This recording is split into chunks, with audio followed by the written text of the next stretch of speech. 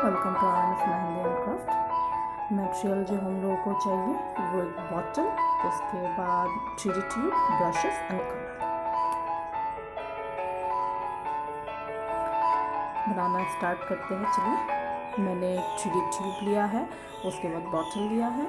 इस बॉटल पे मैं लीफ का डिज़ाइन करूँगी। आप चाहिए तो दूसरा कुछ भी डिज़ाइन कर सकते हैं, फ्लावर भी कर सकते हैं, दूसरा बहुत कुछ डिज़ाइन कर सकते हैं। मैंने लीफ का चूज़ किया है। मैं लीफ डिज़ाइन करूँगी इस पर, सिंपल सा लीफ जो हम बनाएंगे अभी। तो 3D ट्यूब लिया है मैंने, गोल्डन कलर का 3D ट्यूब लिया है।